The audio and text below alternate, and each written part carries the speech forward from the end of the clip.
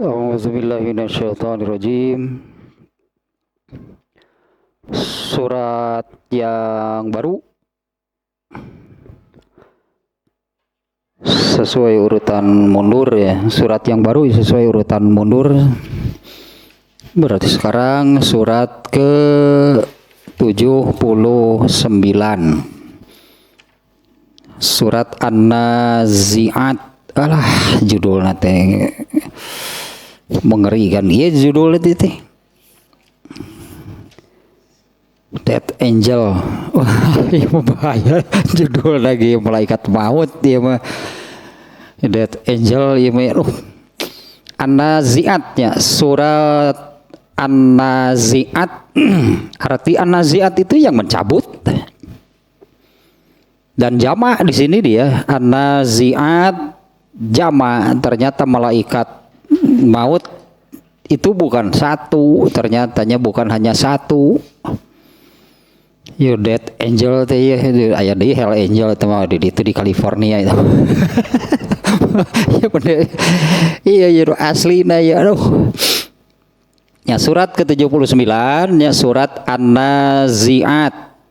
Artinya ya, arti kata An-Nazi'at itu yang mencabut. Naza'a yanzi'u mencabut itu ya, An-Nazi'at yang melakukan, itulah dalam bahasa Arab banyak ini isim fa'il. An-Nazi'at artinya yang melakukan, naza'a yanzi'u artinya ini yang mencabut. Kemudian jama' dan mu'annas gitu, kata yang dipakainya di sini judul ini ya jama' nih. Artinya di ayatnya pun kan, di ayat yang pertama kan ya wan nazi'ati gharqa. Jama' ternyata malaikat maut itu bukan hanya satu. Berarti orang yang dicabut nyawanya gitunya, didatanginya itu bukan hanya oleh satu malaikat. Digemrong tah nurek maut teh merukan. Didatangi oleh malaikat maut gitu jamaknya. Mu'anas lagi malaikatnya, dalam bahasa Arab kata malaikat itu dikelompokkan gitu ke dalam kata perempuan. Nah, kalau dalam bahasa Arab kan dikelompokkannya ada kata yang masuk kelompok laki-laki, ada kata yang masuk kelompok perempuan. Nah, kata al-malaikatu itu kelompok perempuan. Nah, ini jama dari malaikat. Judulnya berarti jama ini ya judulnya itu artinya malaikat pencabut nyawa. Itu judulnya sebetulnya ini ya. Malaikat pencabut nyawa. Nah, namanya ya surat An-Nazi'at. Ya ini diambilnya dari itu kata pertama yang dijadikan sumpah gitu oleh Allah. Jadi benar-benarnya ini nih benar-benar Allah ketika Allah bersumpah gitunya, ketika Allah bersumpah yang makna sumpah di dalam ayat Al-Qur'an itu maknanya itu untuk penekanan, penegasan supaya manusia itu yakin itu, dan ini sih sebetulnya ya, supaya manusia itu yakin dan tidak lalai. Kalau lupa mah itu nggak bisa ditolak sih ya, kalau lupa tidak bisa ditolak. Kalau lalai, nah itu kan sikap. Ya kalau lupa nggak bisa ditolak. Rasulullah juga kena oleh lupa, tapi lalai nggak pernah. Ya, artinya kalau lalai terserah masing-masing. Di mana aslinya gitu, aslinya karakter tabiat manusia itu sering itu lalainya, itu aslinya manusia. Artinya ini harus diantisipasi, harus diusahakan gitu ya, supaya lalai itu benar-benar bisa hilang gitunya. Lalai itu benar-benar bisa dihilangkan. Kalau lupa tidak bisa. Nah, Allah bersumpah di banyak suratnya, terutama di surat-surat ini yang surat-surat pendek disebutnya ya, juz amma, banyak nih bersumpah, dan ternyata sesuatu yang dijadikan sumpah oleh Allah itu benar-benar sangat beragam. Di sini sumpahnya demi Death Angel ya. Yo Death Angel judulnya ini sadis iya aduh. Malaikat pencabut nyawa itu judulnya. Nah, kata ini dijadikan judul di mana kata tersebut itu kata pertama di surat ini, yaitu wan nazi'ati gharqa wan nasyitati nashta. Ini dua-duanya juga malaikat pencabut nyawa ini. Kalau an-nazi'at itu yang mencabutnya dengan kejam, itu mencabutnya dengan kejam, dengan keras. Kalau an-nasyitat itu malaikat-malaikat yang mencabut nyawanya dengan lemah lembut. Dan memang kemarin kan baru hari Jumat kemarinnya dia hadis yang menerangkan bagaimana proses malaikat mencabut nyawa seseorang. Kalau orang yang soleh kan perlakuannya sopan gitu, lemah lembut, dan keluarnya pun mengalir seperti air yang keluar dari mulut kendi. Tapi untuk orang yang durhaka, iya sebut Death Angel teh kieu ya kesana teh bawa ieu teh geningan pakaian hitam dengan ini orang manusia menggambarkan seperti itu ya. Pakaian hitam yang panjang gitunya sampai menutupi kaki, nah kemudian ada penutup kepalanya dan wajahnya pun gak kelihatan. Nah kemudian bawa alat, ini yang alatnya itu seperti gitu tata Death Angel deh. Itu bagi orang-orang durhaka, karena di dalam hadisnya benar kan kemarinnya si ruhnya itu kan dikait gitu kan, ditariknya dikeluarkan dari jasadnya itu pakai alat dikait. Pakai garpu koritnya garpu ganju itu teta Death Angel gitu serba hitam gitu wajahnya, padahal wajahnya kelihatan, wajahnya menyeramkan karena malaikat yang menyabut nyawa pun untuk orang yang durhaka sudah sudah menampakkan ketidaksukaan, kebencian mereka, kemarahan mereka. Jadi kan ekspresi wajahnya malaikat yang benci, yang marah seperti apa. Kemudian dikait gitu kan, si ruhnya itu dikait sampai ya gitulah banyak ruhnya, berartinya banyak luka sayatan, banyak yang sobek karena dikait kan, lepas lagi udah bung keluar. Padahal bukilila buki nyeri itu merukan. Mun apaleun ti ayeuna mah didatangi eta ari mun Hell Angel Malik eta teh. Kalau Hell Angel itu penjaga neraka, malaikat Malik itu pemimpin nanti juga banyak juga ininya, malaikat penjaga neraka banyak jumlahnya. Pemimpinnya adalah malaikat Malik. Kalau malaikat penjaga surga itu pemimpinnya malaikat Ridwan. Eta mah Hell Angel eta mah. Aduh dia jeung merengaran mere judul teh karari itu dianggap heureuy ya beureun surga neraka malaikat teh nya ya hanya dibuat demikian gitunya. Ya kalau mendengar surga neraka malaikat itu dianggap dongeng mungkin. Nah, an-nazi'at itu adalah malaikat allazina yanzi'una arwaha bani Adam. Nah, ini di dalam tafsir ini seperti itu nih penjelasannya. An-nazi'at itu adalah malaikat-malaikat yang mencabut arwaha bani Adam, yang mencabut ruh manusia. Imma biyusrin wasuhulatin. Nah, ada yang cara mereka mencabutnya itu dengan cara yang halus, dengan cara yang lemah lembut. Kalau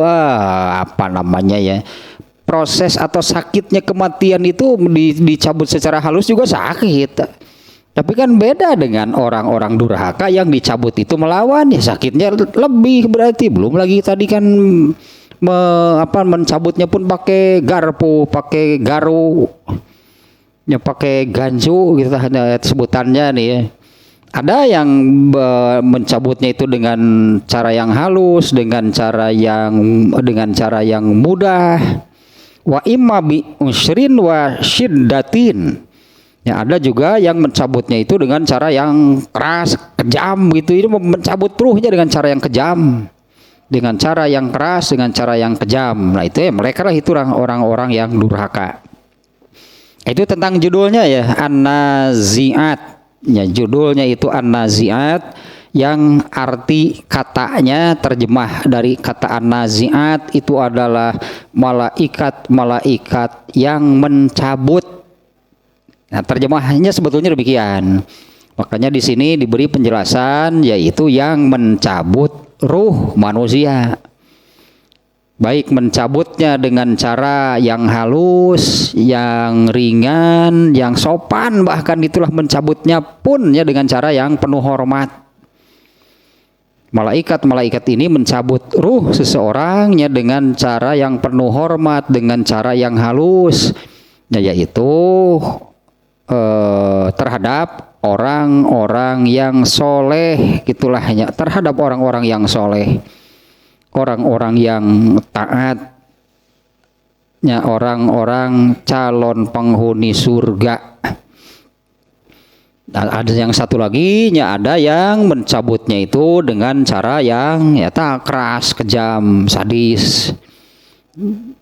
Yang mereka mencabut ruh manusia dengan cara demikian itu mereka lakukan terhadap orang-orang yang durhaka. Kemudian yang kedua atau yang barusan itu tentang penamaannya dan maknanya demikian. Yang kedua, nah seperti biasanya kita mengikuti ini nih alur gitunya, alur penafsirannya mengikuti kitab At-Tafsirul Munir. Nah, bagian poin kedua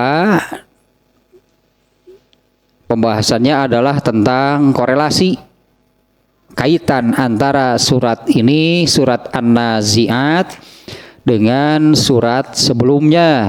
Ya, ini surat ke-79 dengan surat sebelumnya 78, surat An-Naba. Yang surat dan An-Naba itu berarti surat pertama sebetulnya kalau dihitung kalau rangkaiannya dari depannya dari Al-Fatihah, Al-Baqarah. An-Naba itu surat pertama dari kumpulan juz 30 yang populer dengan juz amma. Asal populer kan nama itunya juz amma. Ya eta amma teh juz surat An-Naba. Surat pertamanya itu adalah amma yatasalun. Mun juz An-Naba atunya gitu. Juz amma. Keun bae eta ngaran mah da teu mangaruhna naon lah. Nah, kalau dari rangkaian dari depannya juz amma itu, nah itulah surat pertamanya dari juz ke-30. Ya, karena Al-Qur'an ini kan dibagi menjadi 30 juz. Kalau juz pertama itu di tengah Al-Baqarah, satu juznya itu Al-Baqarah tidak sampai satu juz. Ya, Al-Baqarah itu juz pertama dari Al-Fatihah, kemudian Al-Baqarah juga tidak sampai tamat.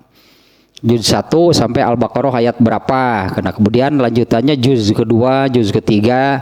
Nah, juz terakhir itu isinya surat-surat yang pendek.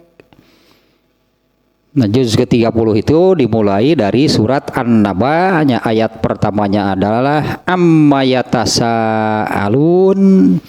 Nah, juz ke-30 ini yang kemudian populer disebut dengan juz amma. Berarti ini kedua terakhirnya, ini kedua terakhir nih, atau surat kedua kalau dari depan. Ini kan dari belakangnya kita mengkajinya dari belakang. Ini surat kedua terakhir dari juz ke-30. Nah, surat An-Nazi'at korelasi dengan ayat surat An-Naba dengan surat sebelumnya. Ini korelasinya hanya ada dua. Dan seperti pada umumnya kebanyakan dari surat-surat makiyahnya yang pendek-pendek ini surat makiyah. Seperti mayoritasnya keumuman surat makiyah. Korelasi yang pertama, dua surat ini yaitu surat An-Nazi'at dan surat An-Naba, keduanya membicarakan, itulah keduanya menerangkan tentang hari kiamat dan segala hiruk pikuknya, segala situasi dan kondisinya. Nah, ini mayoritas nih surat makiyahnya, surat juz amma ini banyak yang demikian, menerangkan tentang kondisi atau hari kiamat dengan segala, tadi apa sih bahasanya, hiruk pikuk, dengan segala situasi, kondisi, kedahsyatan, kengerian, nah gitulah, dengan segala kedahsyatan dan kengeriannya. Kemudian yang keduanya tentang tempat kembali atau tempat akhir dari orang-orang yang bertakwa. Nah, ini ada kesamaannya tentang ini dua surat ini. Dan yang ketiga adalah tempat kembalinya orang-orang yang durhaka. Nah, itu poin pertamanya, korelasinya satu gitu. Nah, ini yaitu sama-sama kedua surat ini sama-sama menerangkan tentang hari kiamat dan segala kengerian, kedahsyatan dan sebagainya. Tentang tempat akhir. Tempat akhirnya disebutnya di sini, ini penulis tafsir ini ya, kalau kita melihat di ini kitab ini, kalau tentang orang yang bertakwa itu ma'alul muttaqin, kalau orang yang mujrimin itu orang-orang yang durhaka, itu marja. Kalau ma'al itu akhir, itu ini juga akhir sih sebetulnya. Untuk orang yang durhaka juga akan berakhir di mana gitu kan. Orang neraka itu akan berakhir di mana. Nah, orang-orang yang bertakwa itu tempat akhir hidup mereka, hidup orang-orang yang bertakwa, kemudian tempat kembalinya orang-orang yang durhaka.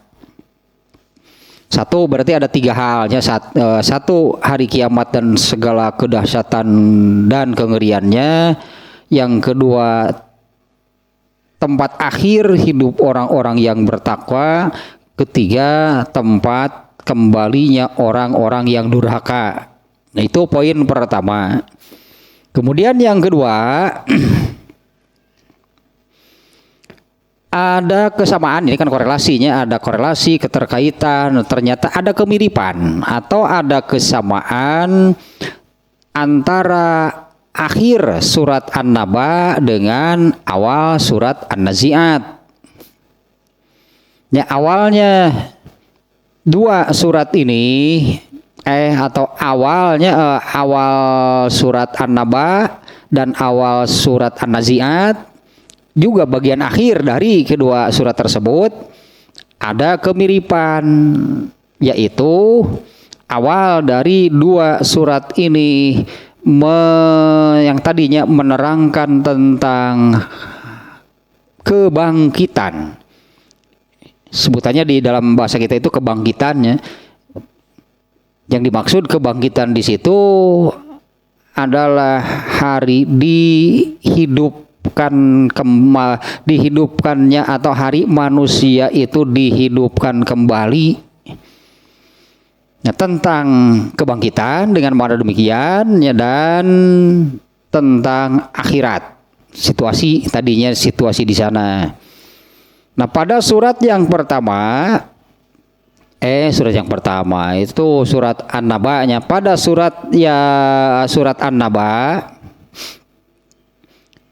di sana surat An-Naba itu menegaskan tentang ini keberadaannya ada gitu, artinya disebut hari, masa, waktu, mungkin sebutannya hari, masa atau waktu kebangkitan manusia. Waktu manusia itu dihidupkan kembali. Nah di surat An-Naba itu, nah di sana yang menekankan, meyakinkan manusia tentang keberadaannya. Nah katakan kenapa perlu ditekankan, diyakinkan? Di zaman Rasulullah SAW sendiri kan orang yang tidak percaya manusia dihidupkan kembali itu sudah banyak.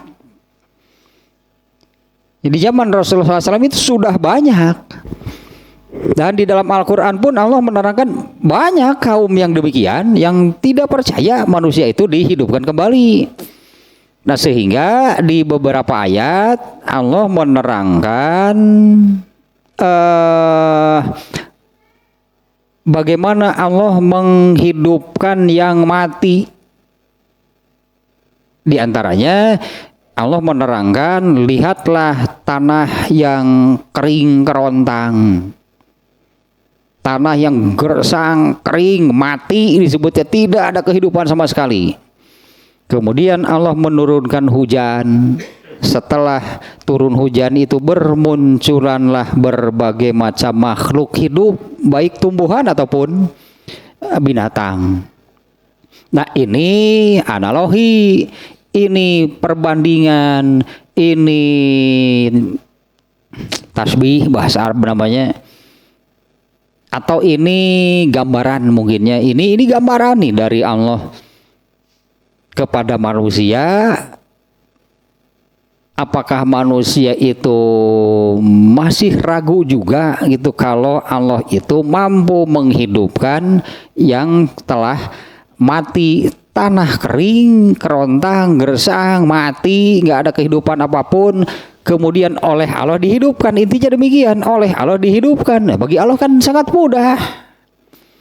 Bagi Allah sangat mudah menghidupkan tanah yang gersang, kering seperti itu. Turunkan hujan, setelah turun hujan bermunculanlah yang hidup dari yang mati. Itu analogi dari Allah menghidupkan yang mati. Tanah kering menjadi subur, menjadi hidup. Itu diantara gambaran dari Allah supaya kalau tidak saja tidak juga mau berimannya tentang penjelasannya dari Rasulullah pasti kan. Kalau ragu juga, tidak percaya juga adanya hidup setelah mati berdasarkan penjelasan dari Rasulullah. Artinya banyak yang ragu, banyak yang tidak percaya terhadap penjelasan dari Rasulullah.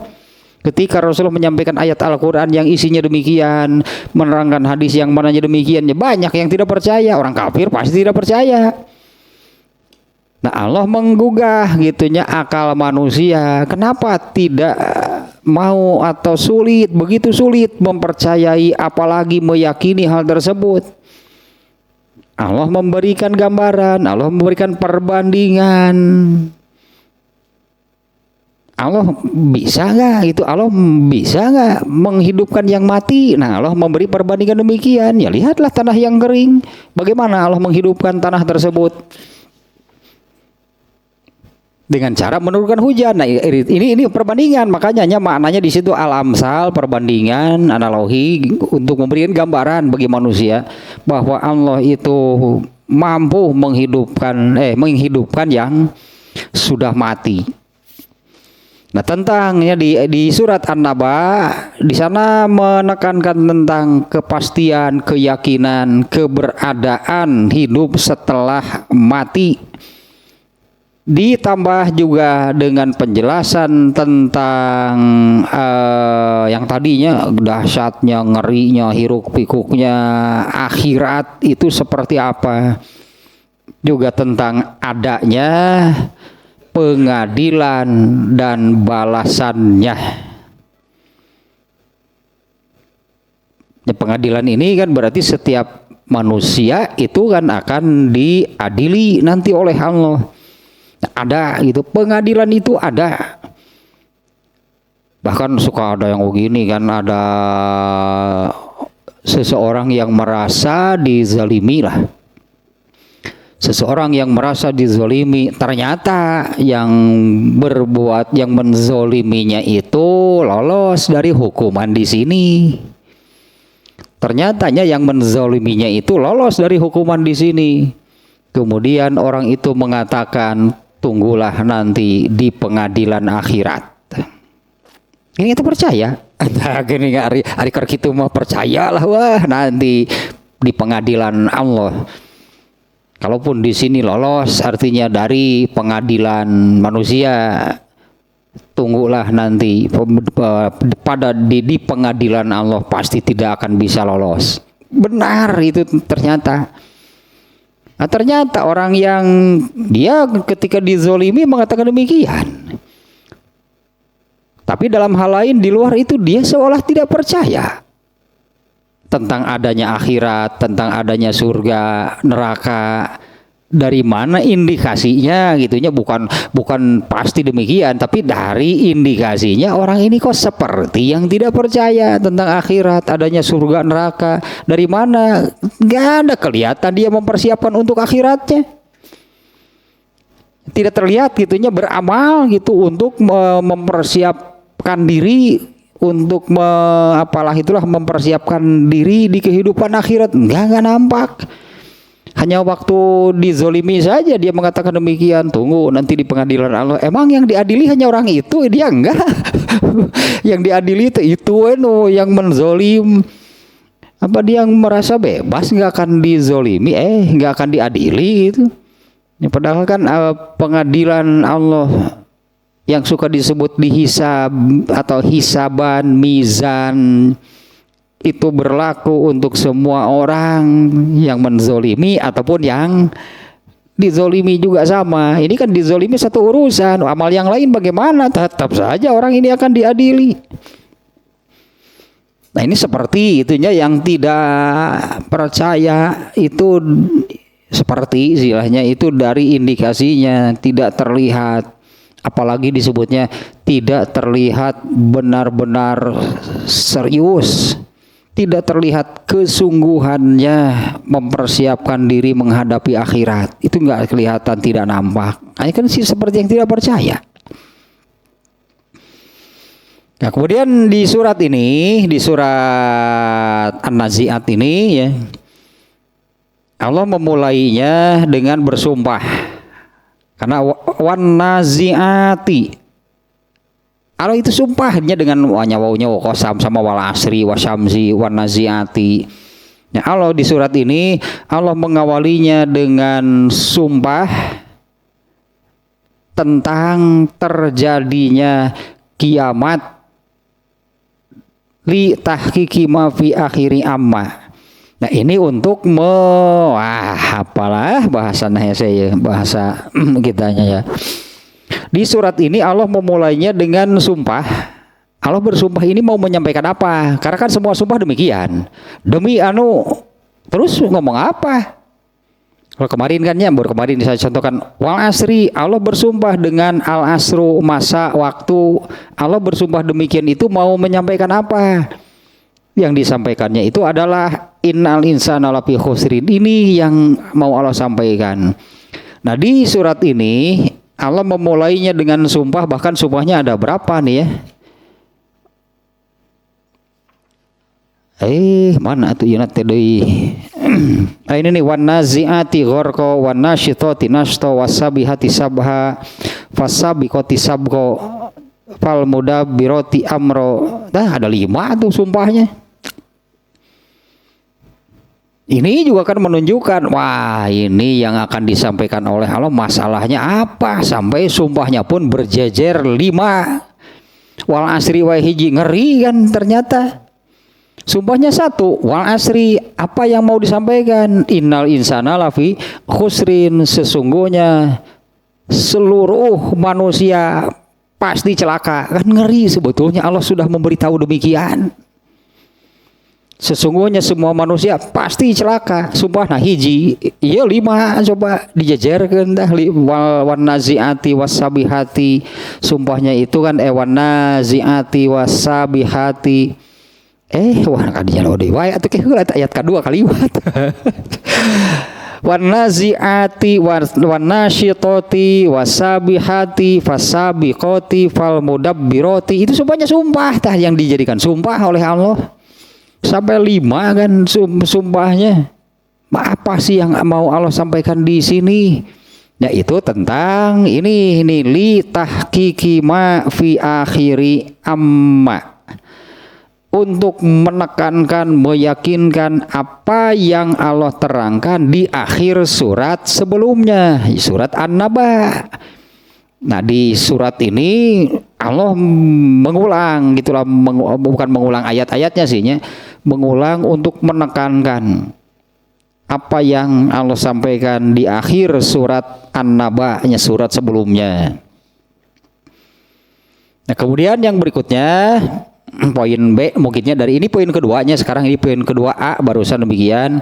Nah poin B-nya surat yang pertama atau surat tadi apa, surat An-Naba-nya, surat Amma Yatasaalun. Jadi tutup dengan peringatan keras dari Allah tentang siksa yang namanya. Kalau tentang siksanya banyak sihnya. Allah menutup surat An-Naba itu dengan peringatan, menggugah, mengingatkan tentang siksa Allah yang sesungguhnya sudah dekat. Jangan sekali-kali apa di ayat mana sihnya, banyak nih yang ini, artinya jangan sekali-kali itu manusia itu menganggap bahwa akhirat itu masih lama, masih jauh, itu salah besar. Karena di mata Allah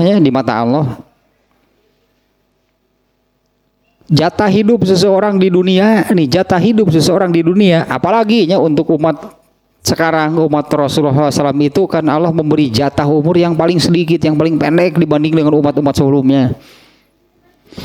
Apalagi untuk umat Rasulullah SAW yang jatah usianya paling pendek. Tentu yang paling panjang itu ada manusia generasi pertama, generasi Nabi Adam, berikutnya Nabi Idris, Nabi Nuh, itu masih panjang jatah hidupnya. Sesungguhnya jatah hidup manusia yang paling lama pun di Allah menyebutnya sebetulnya mereka itu seperti hidup dalam seperti hidup selama setengah hari sebetulnya. Atau ayat apa kemarin yang juga sudah dibacanya ya, atau sebetulnya hanya seperti naon sebutnya teh sekedip mata.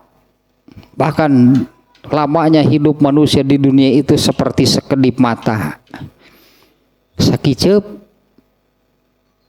amat-amat sebentar.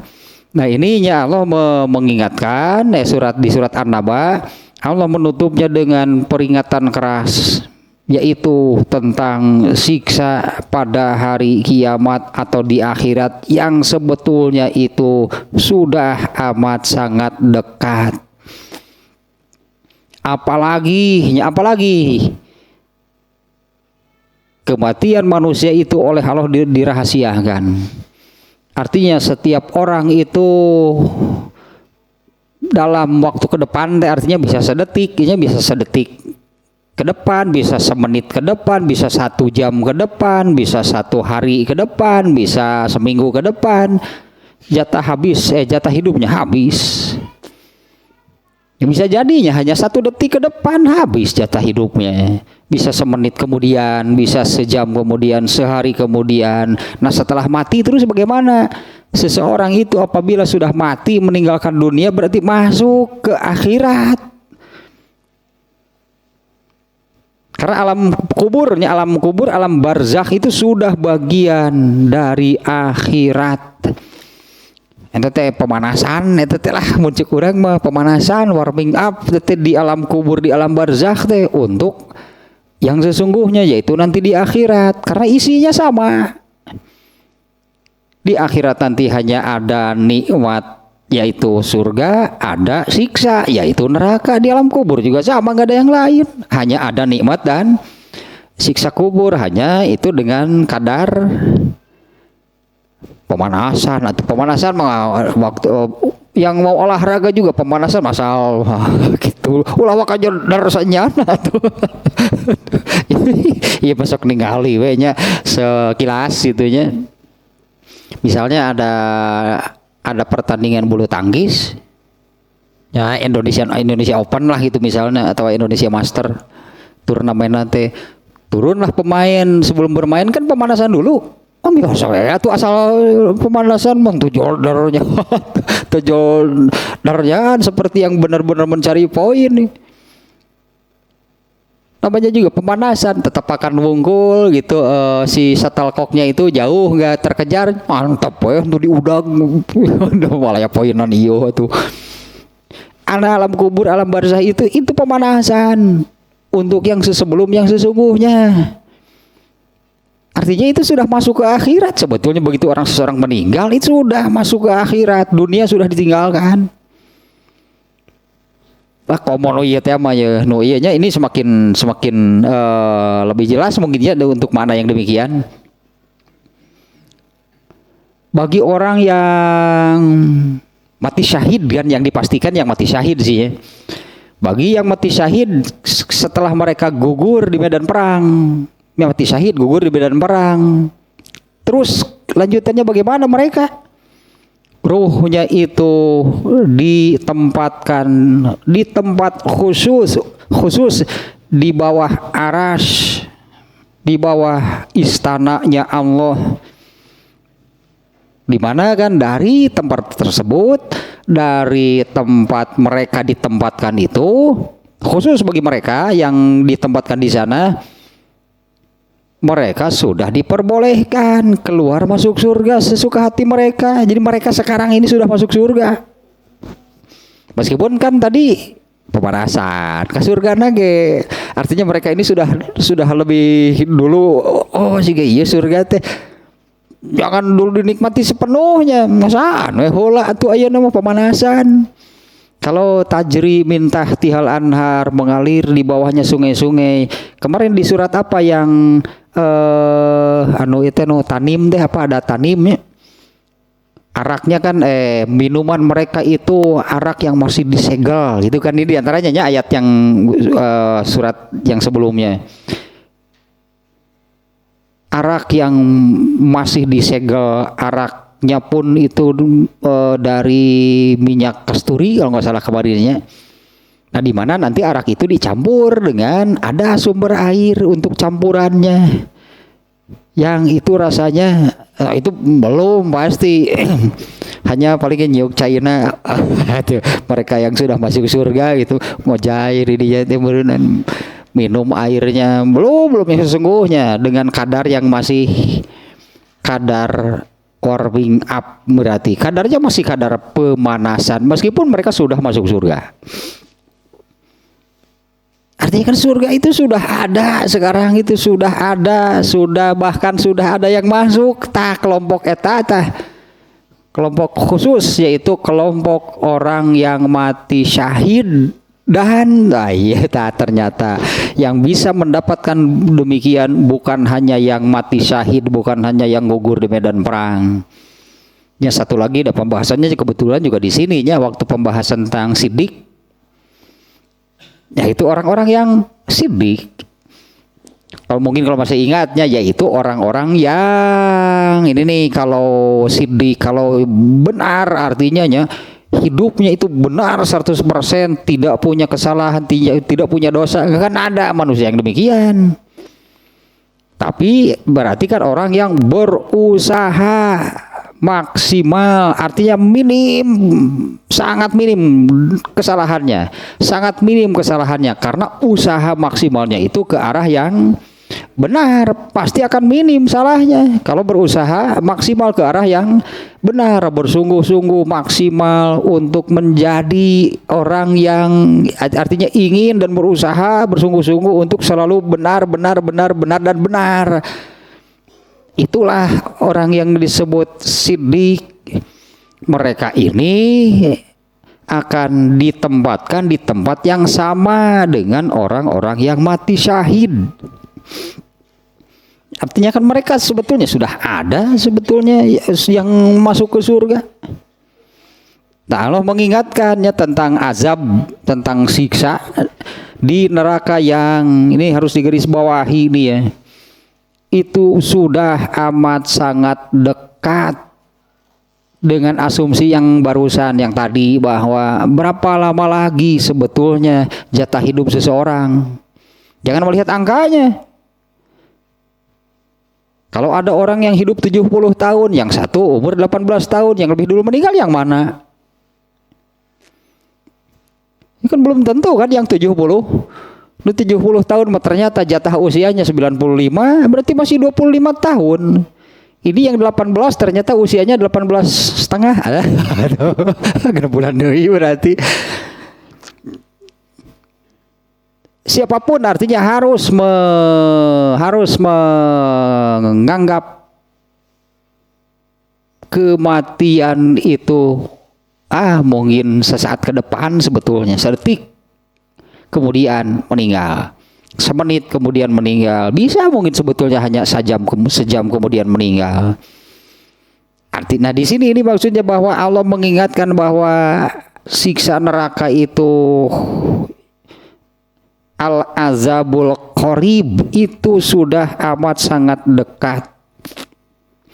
Nah, kemudian di surat yang ini, ya surat An-Nazi'at, Allah menutupnya dengan bil kalami amma fi awwaliha min isbatil hasyri wal ba'si. Allah menutupnya dengan sebagai kalimat pengikat, itulahnya sebagai kalimat pengikat dari apa yang diterangkan di awal surat ini, yaitu tentang benar dan yakinnya bahwa manusia itu akan dihidupkan kembali dan dikumpulkan. Manusia akan dihidupkan kembali dan dikumpulkan, yang suka disebut dengan mahsyar. Ini seringnya kan baru untuk kajian-kajian sebelumnya juga sudah sering disebutnya. Mahsyar itu tempat manusia dikumpulkan ketika pertama kali manusia dihidupkan kembali di akhirat. Semuanya akan dikumpulkan di tempat yang sama, yaitu di mahsyar. Dan ternyata di sana itu bukan hanya sekedar muncul, kemudian sekedar muncul gitunya. Ternyata di mahsyarnya sendiri bukan sekedar muncul terus ke surga atau ke neraka. Ternyata di mahsyar juga di mahsyar itu satu tahapan hidup. Itu satu tahapan hidup yang harus dijalani oleh manusia. Tahapan ke berapa? Berarti ketiga mungkinnya. Pertama di dunia, kedua di alam barzakh atau di alam kubur, ketiga di mahsyar, nah terakhir nanti di surga atau neraka. Ternyata di mahsyar pun berdasarkan banyak juga hadis yang menerangkan tentang mahsyar. Ini situasinya ya kan, tadi itu sudah akhirat yang sesungguhnya, itu betul-betul mengerikan. Jadi mahsyar itu hidup dalam kondisi mengerikan. Di antaranya kan ada hadis yang menerangkan matahari nanti di mahsyar itu kan jaraknya hanya di atas kepala lah, sebut matahari itu di atas kepala. Hanya beberapa kilometer, matahari diukur ke kilometer sigati dia ke Garut wae. Ada memang jaraknya demikian, berarti sangat dekat. Coba sekarang ini manusia sekarang menghitung jarak matahari ke bumi dengan satuan apa? Bukan kilometer. Kilometer mulai angkana berenang atuh panjang tuing sekian miliar triliun biliun karena begitu jauhnya matahari sampai dengan kilometer itu kan, makanya hitungannya dengan sekian juta miliar tahun cahaya. Satuan jaraknya itu dipakai menggunakan satuan tahun cahaya. 1 tahun cahayanya 1 hari tahun cahaya, 1 tahun cahaya 1 juta tahun cahaya, itu berapa triliunan.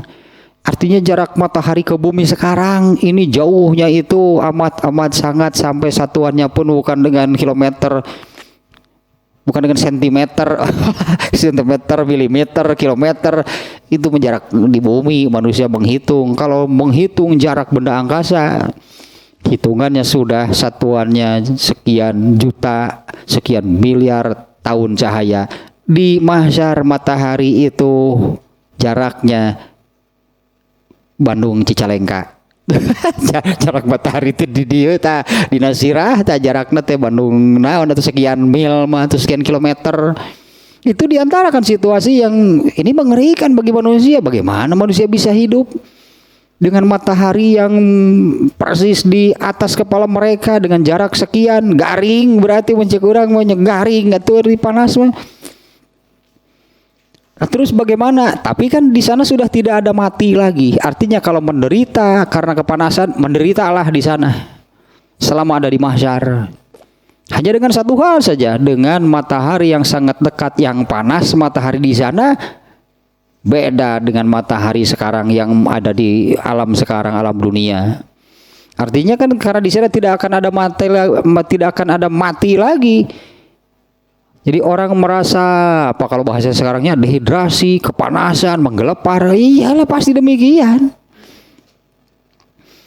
Dan yang selamat itu adalah orang yang diperbolehkan minum di telaga Al-Kautsar milik Rasulullah SAW.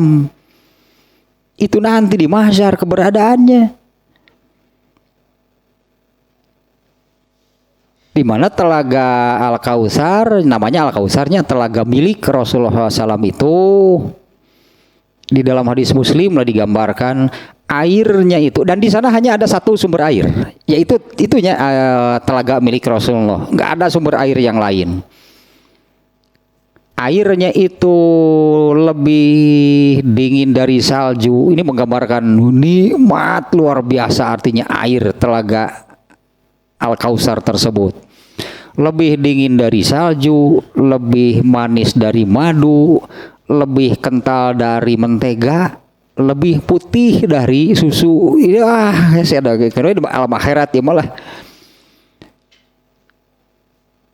Siapapun di sana sudah disediakan gelas-gelas sebanyaknya di Al-Kautsar itu sudah disediakan gelas untuk apa namanya, untuk mengambil air lalu meminumnya gitulahnya.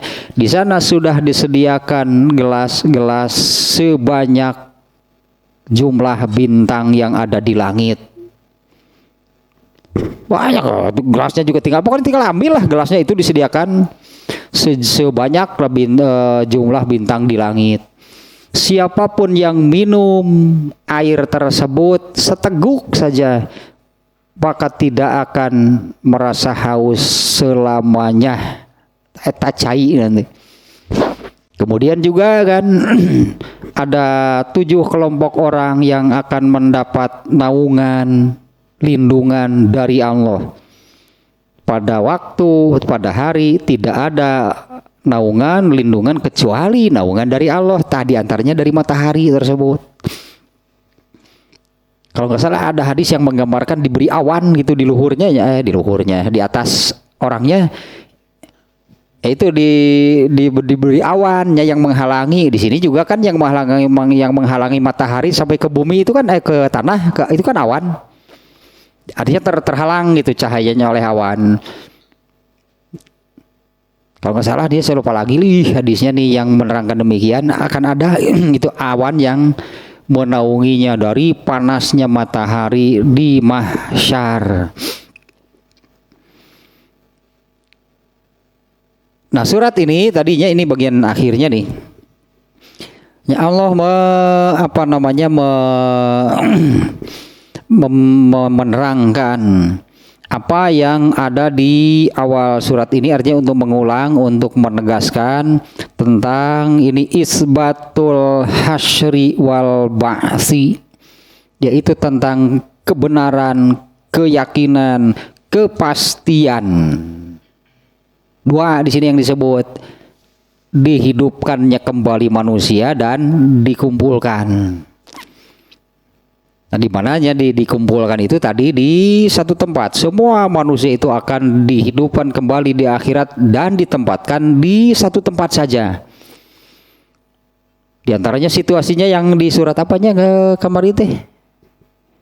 Surat naon ya gitu.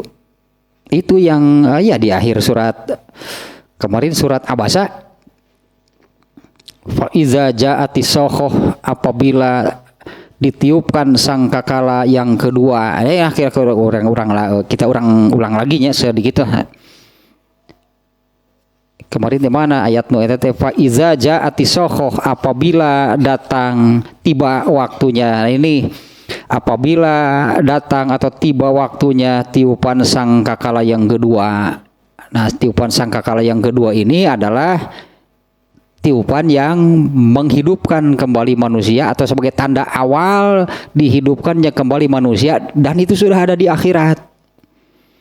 Nah, apabila ditiupkan sangkakala yang kedua, ini di antara situasi ini yang diterangkan di surat Abasa kemarin, yauma yafirul mar'u min akhihi wa ummihi wa abihi wa sahibatihi wa bani wa kullum likulli imri'in minhum yauma idzin sya'nu yughni.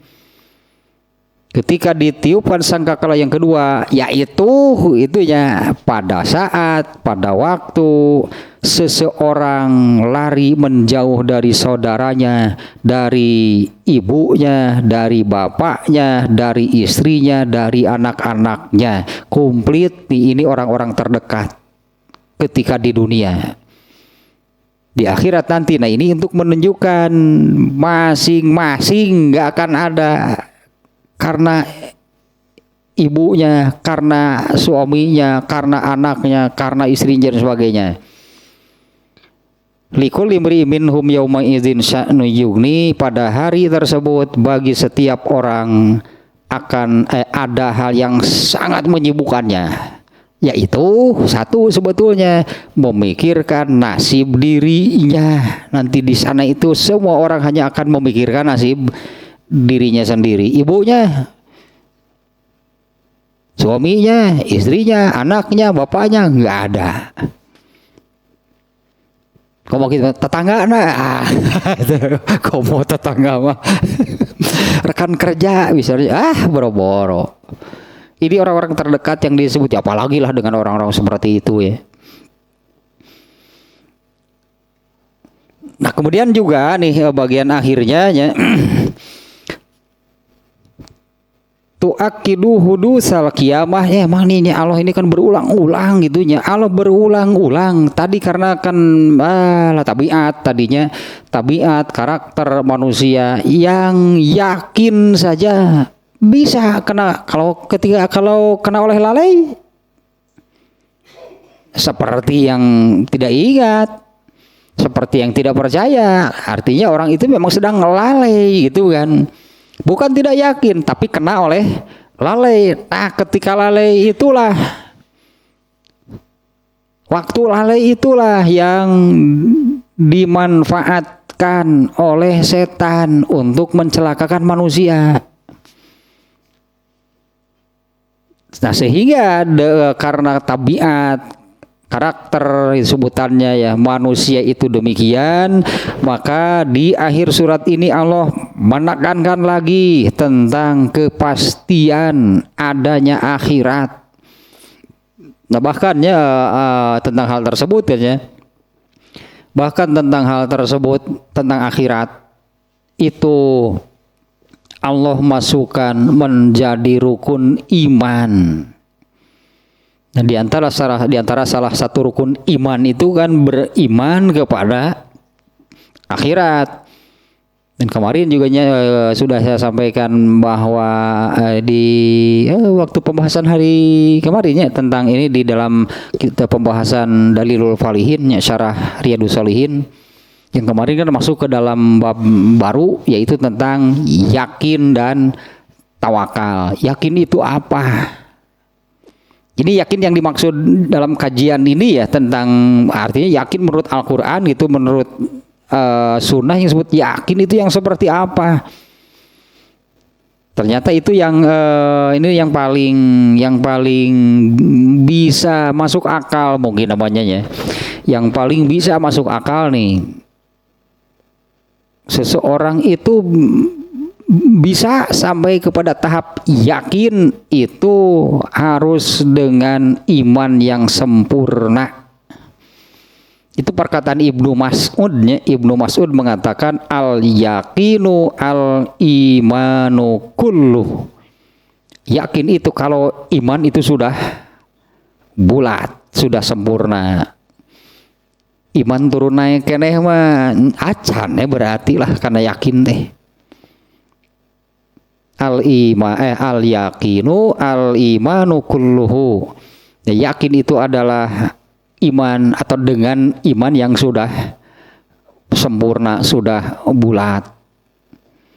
Sementara di surat Al-Baqarah ayat 4 kemarinnya kan saya membukanya ayat-ayat yang ada kata yakin di situ ada 11 kalau nggak salah kemarin kan di dalam Al-Qur'an ada 11 ayat nih yang menggunakan kata yakin. Ternyata di antaranya di surat Al-Baqarah ayat 4 dan surat Al-Maidah ayat 3 kalau nggak salahnya. Al-Maidah lagi. Surat Luqman karena bunyi ayatnya sama. Wabil akhirati hum yuqinun, bukan yu'minun, dan terhadap akhirat mereka yakin. Tentang akhirat ini akhirat tentu gaibnya. Akhirat itu perkara gaib, salah satu hal gaib yang Allah gaibkan bagi manusia itu adalah akhirat. Dan akhirat itu sesuatu yang gaib itu tidak bisa dijangkau, dikejar, dijangkau dengan kemampuan manusia. Artinya dengan akal, dengan rasa gitu, dengan akal, dengan apa nggak akan sampai apa yang ada di dalam manusia itu kepada perkara yang gaib. Perkara gaib itu harus beriman, harus karena iman kepada yang membawa beritanya, yaitu Rasulullah SAW. Ya, tentang akhirat ininya, akhirat ini salah satu perkara gaib. Akhirat ini Allah masukkan itu ke dalam rukun iman. Rukun itu artinya dasar-dasar, pondasi, asas dari beriman itu adalah mempercayai, mengimani adanya akhirat. Nah di akhir surat ini ya Allah mengulang nih.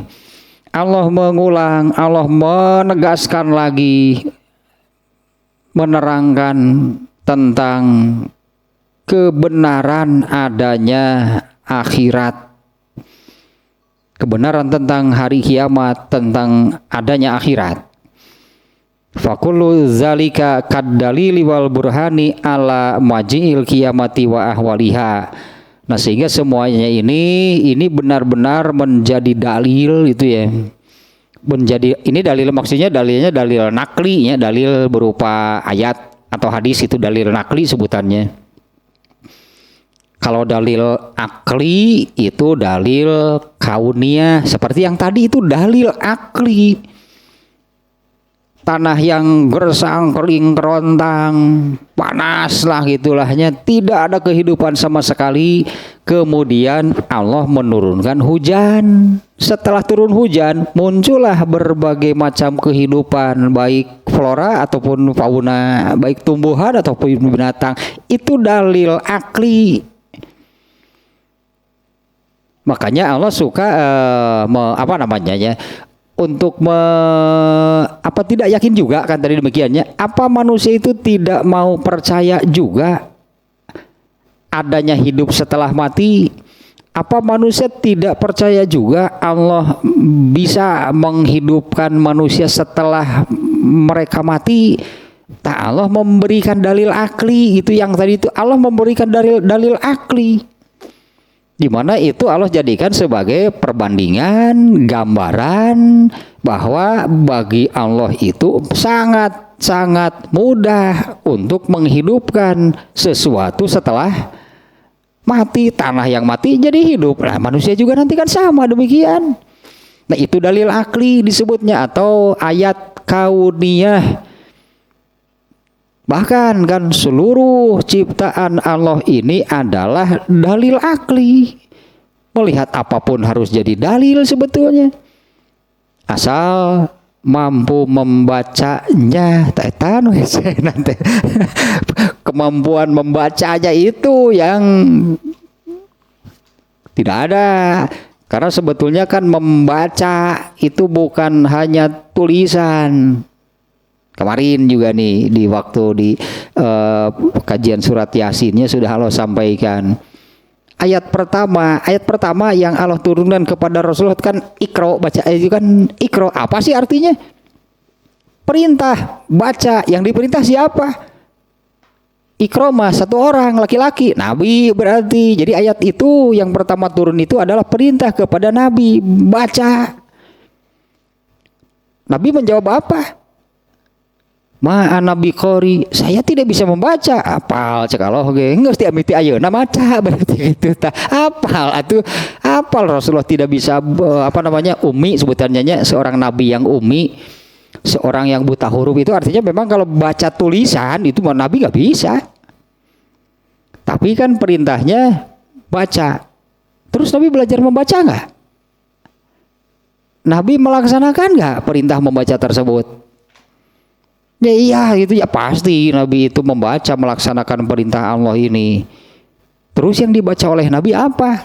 Ternyata Rasulullah itu kan sampai akhir hayatnya nggak bisa baca tulisan, buta huruf. Rasulullah itu tetap dalam kondisi demikian. Tapi ilmu Rasulullah itu paling banyak digambarkan dengan minum susu yang sampai keluar gitu kan. Ilmu yang dimiliki oleh Rasulullah itu paling banyak. Dari mana Rasulullah dapat banyak ilmu? Kesimpulannya, moal aya nu pinter bari tara maca, sok geura bener nggak? Moal aya nu pinter bari tara maca.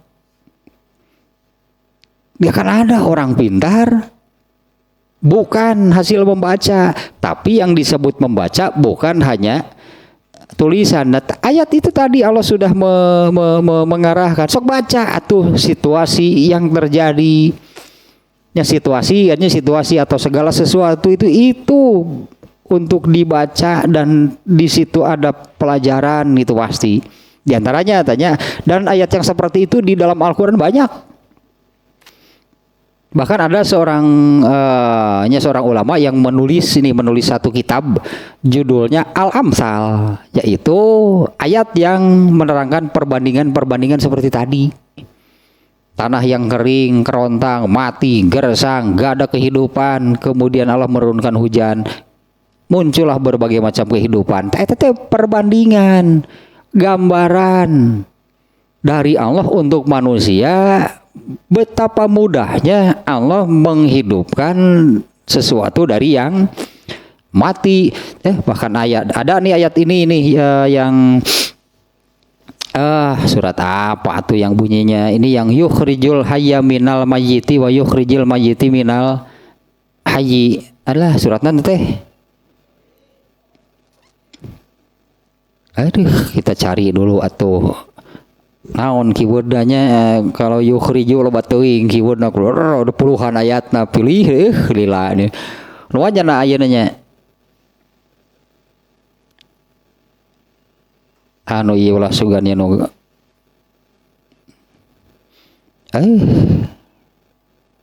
ini nih surat Ali Imran ayat 27.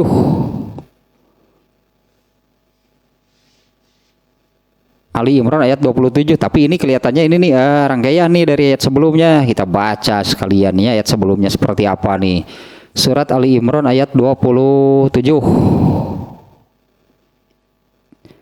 Surat Ali Imran surat ketiga nih kita baca nih ya. Ini nih Allah mengeluarkan yang hidup dari yang mati, mengeluarkan yang mati dari yang hidup. Artinya dari yang hidup ke mati, dari mati ke hidup.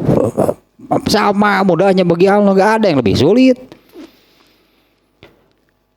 Ini nih ayatnya nih, Ali Imran ayat 26-nya nih. Qul, katakanlah oleh Muhammad, Allahumma malikul mulki, wahai penguasa semua kekuasaan kerajaan. Tu'til mulka man tasya, yang memberikan kekuasaan itu kepada siapa yang kau kehendaki.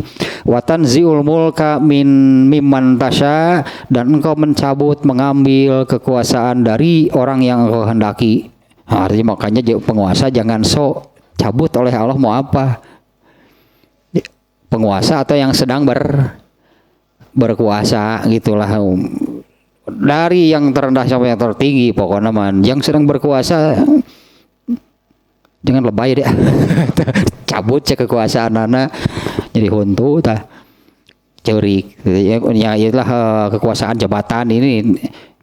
Watan ziul mulka mimman tasya watu izu man tasya, engkau tayanya kemarin juga di surat Yasin yang ini, watu izu man tasya, engkau memuliakan siapa yang kau kehendaki. Artinya Allah, engkau memberi kemuliaan kepada siapa yang kau kehendaki. Watu zilu man tasya, dan engkau menghinakan siapa yang engkau kehendaki. Biadikal khair, hanya di tanganmu lah ke segala macam kebaikan. Innaka ala kulli syai'in qadir. Wah, luar biasanya ayat Quran, memang ucapan Allah itu udah bukan buatan manusia nih. Sesungguhnya engkau itu atas segala sesuatu maha berkuasa. Nah, diantaranya ini nih ayat ke-27-nya, tulijul laila fin nahar wa tulijun nahara fil lail. Ini pelakunya Allah nih di ayat ininya, engkau gitu ya, masih engkau nih sambungan dari ayat sebelumnya. Engkau memasukkan malam ke dalam siang, wa tulijun nahara fil lail. Engkau memasukkan siang ke malam. Nah, yang memberjalankan hingga terjadi siang malam itu siapa? Munjek urang mata ayatna eksplisit, Allah lah yang memberjalankan kondisi demikian. Manusia kan gak sadar, seolah-olah terjadi dengan sendirinya. Matahari terbit siang, matahari tenggelam malam. Besoknya matahari terbit siang, tenggelam malam.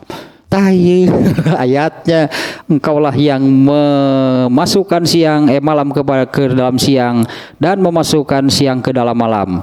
Wa tukhrijul hayya minal mayyiti wa tukhrijul mayyiti minal hayy. Engkaulah yang mengeluarkan yang hidup dari yang mati dan mengeluarkan yang mati dari yang hidup.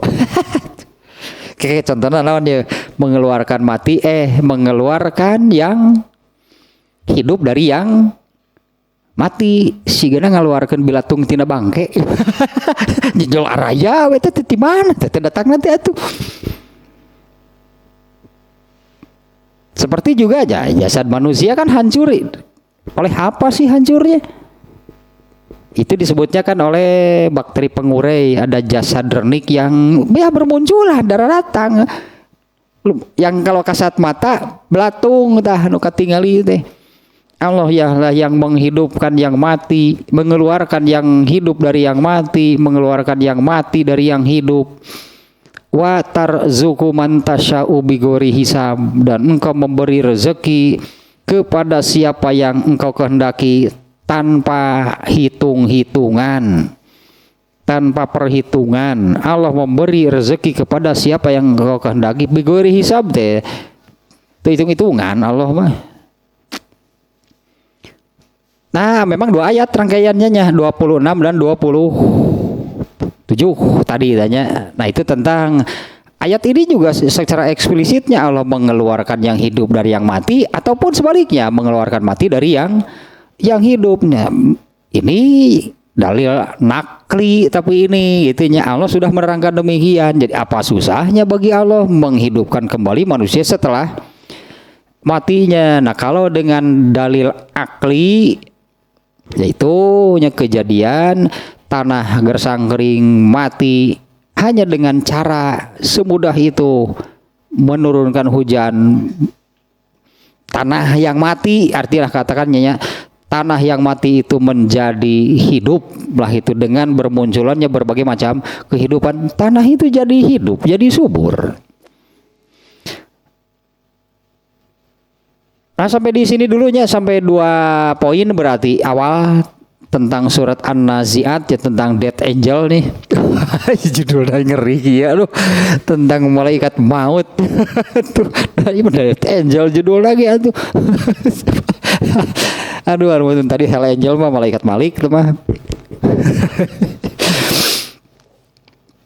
Nah, sampai di sini dulunya 2 poin. 1 tentang penamaan, yaitu An-Nazi'at, itu ya artinya demikian, maknanya adalah yaitu maknanya adalah malaikat-malaikat yang mencabut ruh manusia, baik dengan cara yang halus, dengan cara yang sopan, atau dengan cara yang kasar, keras, sadis, kejam. Nah, ternyata itu kan terbaginya. Kalau terhadap orang yang soleh, orang calon penghuni surga, perlakuan malaikat mautnya pun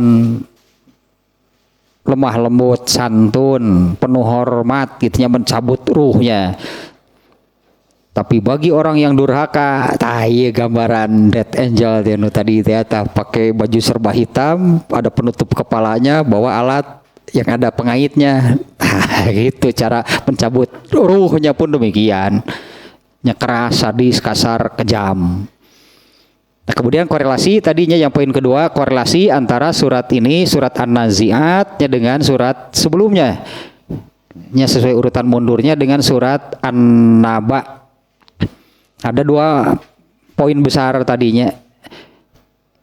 Hanya ada 2 memangnya, kaitannya ada 2, meskipun tadi di poin pertamanya ada 3 yang diterangkan, yaitu tentang hari kiamat, tentang tempat kembalinya orang yang bertakwa, dan tempat kembalinya orang-orang yang durhaka. Dan poin kedua tadi tak ada 2 halnya yang ada kesamaannya.